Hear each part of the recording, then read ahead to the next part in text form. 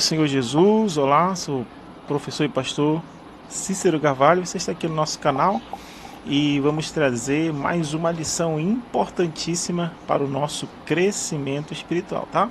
E o assunto de hoje gira em torno de dízimos e ofertas, tá bom? Dízimos e oferta, um assunto aí bastante importante para o desenvolvimento da vida cristã, né? A manutenção da obra do Senhor também.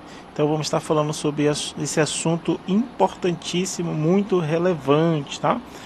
É muito polêmico também. Só que aqui nós não vamos estar trazendo aqui o assunto de uma forma legalista, padronizada, mas para que você entenda o conceito de dizimar e ofertar com alegria ao Senhor, né?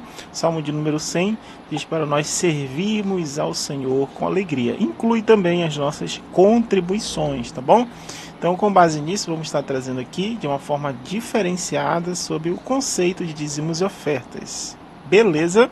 Então, vamos lá. Antes de iniciarmos o vídeo propriamente dito, inscreva-se no canal, tá bom? Compartilhe, curta esse vídeo para que o YouTube entenda que é relevante e possa estar entregando esse conteúdo para mais pessoas. Então, vamos lá para o nosso vídeo. Olha só. Lição aqui de dízimos e ofertas.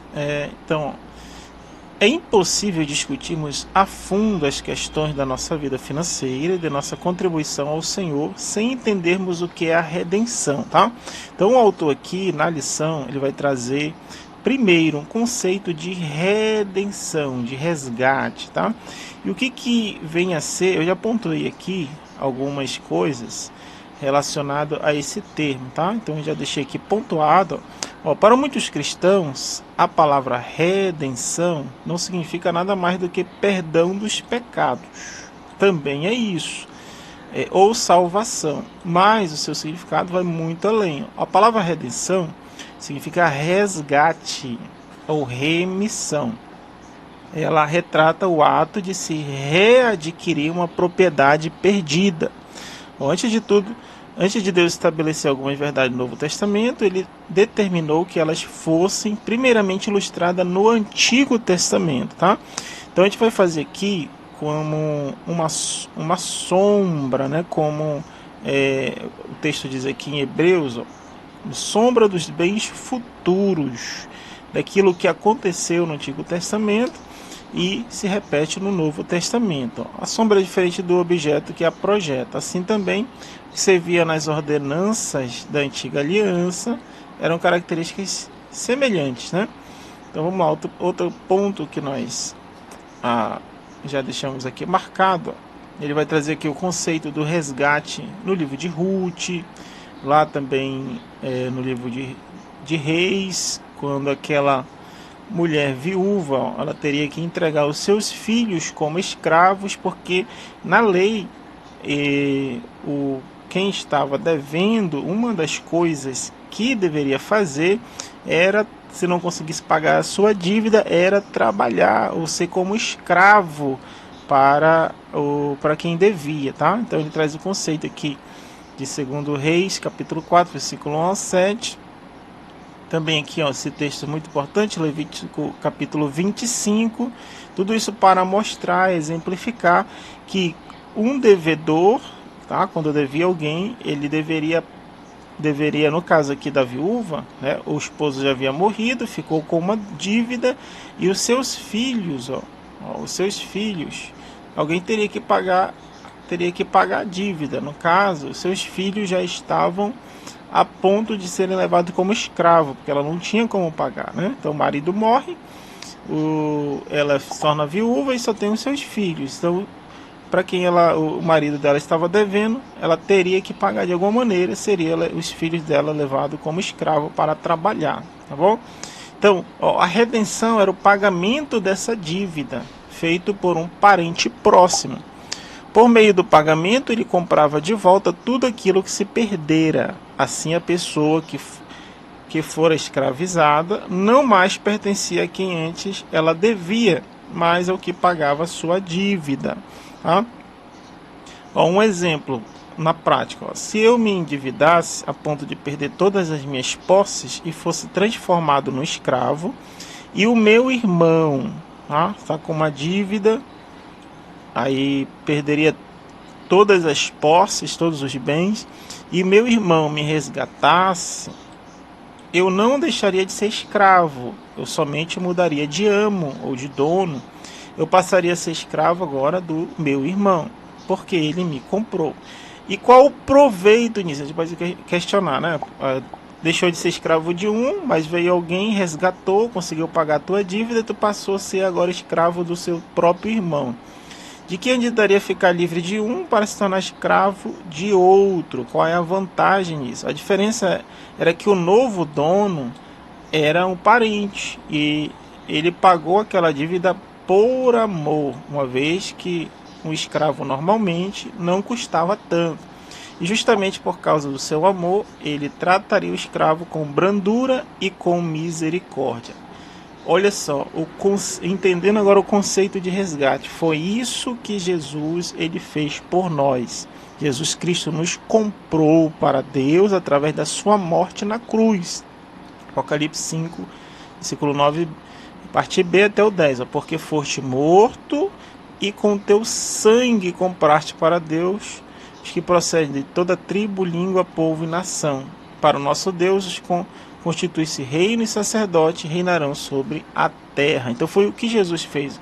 O significado, o conceito de resgate é esse. Jesus foi, pagou a nossa dívida, nós passamos agora deixamos de ser escravos do pecado, né? Escravos de Satanás ou do pecado, e agora somos servos de Jesus, tá? Essa é a diferença. Porém, o resgate que ele fez foi com amor, e ele demonstra a sua misericórdia para conosco, tá?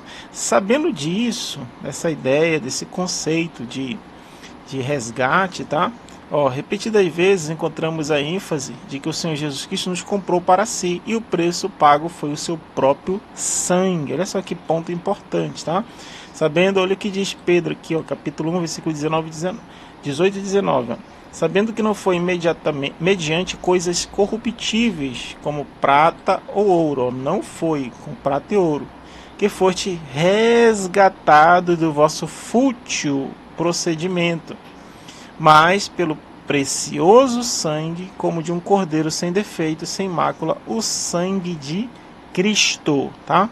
Então qual foi o preço do nosso resgate? O sangue, o sacrifício vicário de Jesus. Isso aqui é muito importante. E sabendo disso, como estávamos aqui no raciocínio, tá? Outros textos aqui vão pontuar essa ideia, tá bom? Nós pertencemos a Deus, nosso corpo agora é templo do Espírito Santo, como nós somos propriedade de Deus, tá?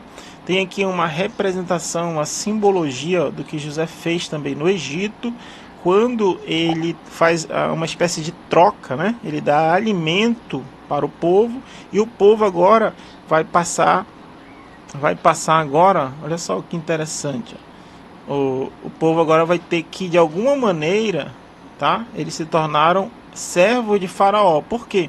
Porque Faraó acabou, através de José, né, sendo governador, acabou contribuindo para que o povo não morresse de fome. Então agora, o que vai acontecer? O que Jesus fez por nós, através do seu sacrifício? Foi exatamente isso, essa redenção, tá? E em vez de o povo reclamar por eles estarem sendo agora servos de Faraó e terem que servir o Egito, qual foi o acordo? Ele permitiu que eles usassem a terra, e os demais recursos para que vivessem, mas para que se lembrassem sempre que tudo que eles tinham na mão era deles, tá? Para que se lembrassem sempre que tudo que eles tinham não era deles. 1/5 da colheita, ou seja, 20% da renda, ia para Faraó. Olha só o que diz em Gênesis 47, 24. Há de ser, porém, que no tempo das colheitas dareis a 5ª parte a Faraó, e 4 partes serão vossas, para a semente do campo, e para o vosso mantimento e dos que estão nas vossas casas, e para o mantimento de vossos filhos ou filhinhos, tá? Então, o povo, em vez de ele reclamar, eles ficaram reclamando, e dizendo, isso é injusto. Não, não fez fazer isso. Pelo contrário, tá? Qual foi a reação deles? Responderam eles: tu nos tens conservado a vida. Olha só que interessante. Achemos graça aos olhos de meu Senhor e seremos servos de Faraó.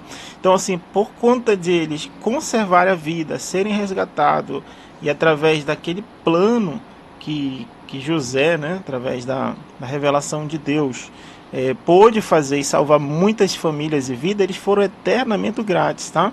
Então, esse conceito aqui de resgate aplica-se à vida cristã.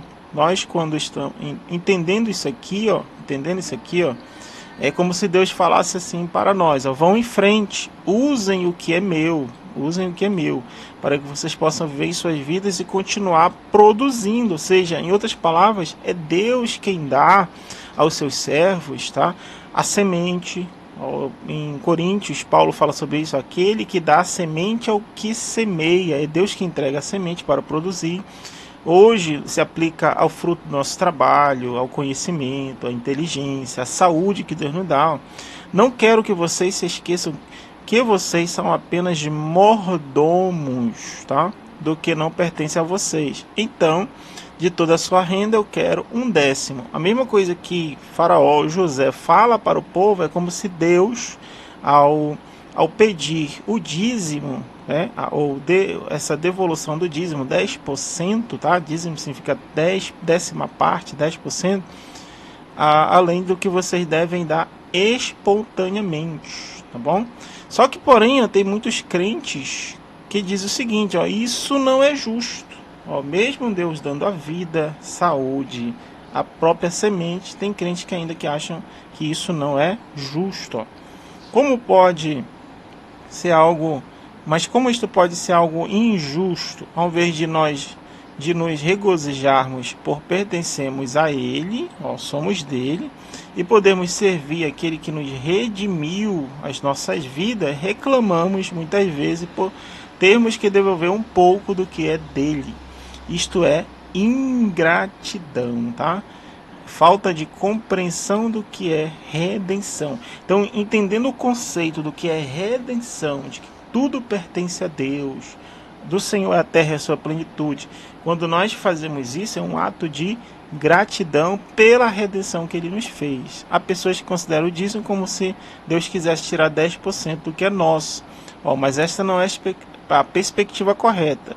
É Deus quem permite que fiquemos com 90% do que é dele. É o contrário, tá? A maioria de nós ainda não conseguiu compreender que a entrega do dízimo é uma forma de celebrarmos a redenção. Então, quando nós fazemos isso, entendendo que tudo pertence ao Senhor, nós estamos celebrando a redenção que Ele fez por nós, tá? Conhecendo isso aqui, então o que seria a entrega do dízimo? É um ato profético. É por fé, tá bom? É por fé quando nós entregamos, assim como os israelitas faziam e celebravam festas, tá? E faziam atos proféticos. Quando nós fazemos isso, é totalmente pela fé a entrega do dízimo, tá bom? Então, entendendo esse conceito aqui, essa ideia, no momento que um crente entrega os seus dízimos diante de Deus e de todo o reino, diante de todo o reino espiritual, ele está reconhecendo a redenção e a consequência de ter a Deus como seu dono, tá? Então, é um ato espiritual, um ato profético, que assim ele o faz. Devemos fazer dos dízimos um ato de celebração da redenção. O número 10 está ligado à simbologia da redenção. Olha só que interessante, Existem 10 mandamentos, 10 pragas, Cordeiro da Páscoa deveria ser escolhido no dia 10 do mês de Abib, tá? Então, o número 10 é um número profético também e tem a ver com redenção. Vou lá mais alguns pontos. Por outro lado, a bênção proveniente da fidelidade no dízimo também precisa ser entendida, tá? Quando nós entendemos isso, que somos fiel no pouco, se não dizimarmos o pouco que Deus nos confiou, mas o roubarmos com uma atitude de infidelidade em nossa mordomia, Ele não nos confiará mais, pois continuaríamos sendo injustos no muito. Esta infidelidade impede a bênção financeira sobre quem retém os dízimos, tá? Então, entendendo, assim como a ceia faz parte de um culto de gratidão e anuncia uma mensagem, né, a morte do Senhor até que ele venha, assim também a entrega dos dízimos celebra a redenção e testemunha a nossa consciência de pertencermos ao Senhor, tá? Então, em outras palavras, é isso, tá bom? Quando você entregar seus dízimos em sua igreja, façam com esta consciência. Então, onde eu entrego? Na igreja local, onde eu sirvo o Senhor, e ali precisa de manutenção. Quanto às ofertas, tá? Nessa questão financeira é um efeito regulador que mantém o dinheiro no lugar certo no coração do homem. Então, ofertar a Deus tem muito a ver aqui com demonstrar honra ao Senhor. Se é feita de qualquer maneira, então de nada vale, tá? Então, a relação da oferta está relacionado ao sinônimo de honra e respeito. A palavra honra significa fazer distinção. A proposta do Criador é que a honra fosse revelada através dos bens. É o que está escrito lá em Provérbios, né, capítulo 3, versículo 9, quando diz que honra o Senhor com os teus bens, né? Devemos honrar o Senhor com os nossos bens.